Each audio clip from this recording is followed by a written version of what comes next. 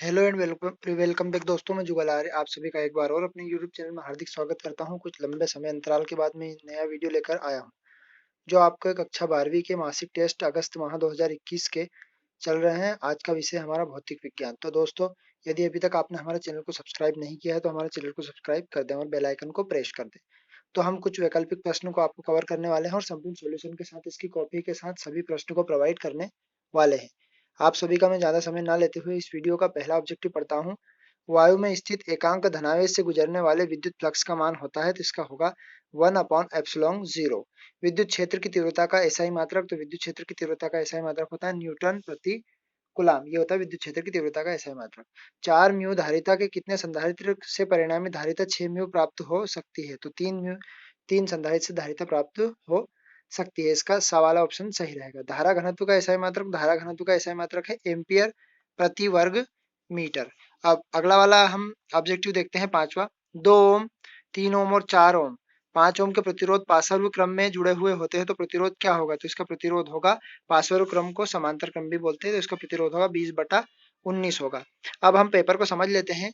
प्रश्न क्रमांक दूसरे के अंदर आपके टोटल 4 प्रश्न दिए हैं जिनमें से हमें 3 प्रश्न कवर करने हैं और 3 प्रश्न 2-2 अंक के दिए हैं। तो पहला वाला प्रश्न आपका समविभव पृष्ठ, दूसरा है ओम का नियम और तीसरा है इलेक्ट्रॉन के अपव्यय वेग से आप क्या समझते हैं इसमें संबंध की स्थापना कीजिए। और चौथा वाला प्रश्न है विद्युत क्षेत्र की तीव्रता और विभव में संबंध की स्थापना कीजिए। ये भी ऐसा कैसे ही तीसरा वाला प्रश्न है जिसमें हमें 3 प्रश्न कवर करने हैं। तो मैं आप सभी का ज्यादा समय न लेता हूँ, पूरी कॉपी को प्रोवाइड कर देता हूँ और हमारे वीडियो को शेयर कर दें अपने दोस्तों के साथ। यदि चैनल पर नए हैं तो चैनल को सब्सक्राइब करना ना भूलें। तो हम पढ़ते हैं। तो पहला वाला प्रश्न, जो पहले का पहला प्रश्न था, दूसरे का पहला प्रश्न था, वो था समविभव पृष्ठ। तो समविभव पृष्ठ आपका दिया गया है आपके सामने, ये पूरा का पूरा आपका आंसर लिखा गया है। समविभव पृष्ठ की परिभाषा लिखी हुई है और समविभव पृष्ठ के जो गुण लिखे हुए हैं वो हमने दो उसमें पूछे, हमने 3 गुण आपको प्रोवाइड कर दिए हैं। तो ये आप आसानी से इसको स्क्रीन कैप्चर कर सकते हैं, स्क्रीनशॉट ले सकते हैं इसका। और हम अगले वाले प्रश्न की तरफ बढ़ते हैं। इसी दूसरे का प्रश्न क्रमांक दूसरे का दूसरा है ये ओम का नियम, और ओम के नियम की 2 सीमाएं लिखनी थी। तो आपके सामने लिखा हुआ है ओम का नियम।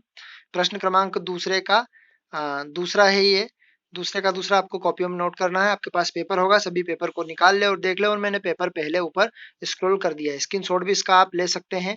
और इसकी सीमाएं जो लिखी हुई है नीचे, 2 सीमाएं हमने लिख दी। अब अगले वाले प्रश्न को देखते हैं हम। अगला वाला प्रश्न है दूसरे का तीसरा, क्वेश्चन नंबर दूसरे का थर्ड वाला क्वेश्चन चल रहा है अफवाह वेग। अफवाह वेग को अनुगमन वेग भी बोलते हैं और इसमें संबंध की स्थापना करनी है। तो ये अफवाह वेग आप नोट कर सकते हैं, अफवाह वेग में। और इसका संबंध जो इसका डायग्राम बना हुआ है और टोटल हमने इसका अफवाह वेग का संबंध आपके सामने प्रोवाइड कर दिया है। इसको आप में ध्यान से देख लें, मैं स्क्रॉल कर रहा हूँ, आप सभी इसको लाइक कर दें, वीडियो को शेयर कर दें और प्रश्न को नोट कर लें। अब हम प्रश्न क्रमांक तीसरे की तरफ बढ़ते हैं। प्रश्न क्रमांक तीसरे में भी टोटल 4 क्वेश्चन दिए हैं। उन 4 क्वेश्चन में से हमें 3 क्वेश्चन को हल करना है। संपूर्ण सॉल्यूशन के साथ आपको मैं ये वीडियो प्रोवाइड कर रहा हूँ। तो ये प्रश्न क्रमांक तीसरे का पहला वाला प्रश्न है। मैं 3-3 प्रश्न प्रोवाइड कर रहा हूँ। बिंदु आवेश के कारण बिंदु पर विभव के लिए व्यंजक की स्थापना कीजिए। तो पूरा का पूरा प्रश्न आप इसको नोट कर सकते हैं। और यदि आपको ये प्रश्न व्यंजक के रूप में समझना है तो हमारी यूट्यूब चैनल की प्ले लिस्ट में जाकर भी आप इसको समझ सकते हैं। तो ये आप अभी तो नोट कर लें, इसको स्क्रीनशॉट ले लें इसका, ठीक है। वीडियो को रोककर भी इसको सॉल्व कर सकते हैं।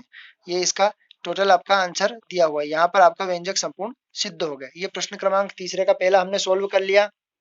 अब देखते हैं प्रश्न क्रमांक चौथा, सॉरी तीसरे का दूसरा वाला। ये तीसरे का दूसरे वाले का प्रश्न मैं आपको बोल देता हूं, आप आपके पेपर में मिला लेना। समांतर पट संधारित्र की धारिता के लिए व्यंजक की स्थापना कीजिए। ये दूसरा वाला प्रश्न है तीसरे का।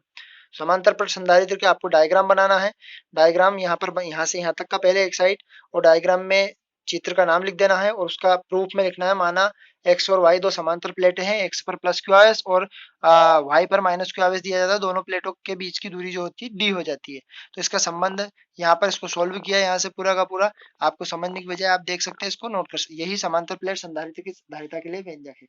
अब हम देखते हैं अगला वाला प्रश्न, इसका तीसरा वाला, आंतरिक प्रतिरोध। इसमें दिया गया है सेल के विद्युत वाहक बल और आंतरिक प्रतिरोध से आप क्या समझते हैं। ये मतलब विद्युत वाहक बल की भी परिभाषा लिखनी है और आंतरिक प्रतिरोध की। तो पहले हमने आंतरिक प्रतिरोध की लिख लिया, आप विद्युत ये, और उसके बाद हम लिखते हैं ये विद्युत वाहक बल की परिभाषा यहाँ से स्टार्ट है तो यहाँ तक।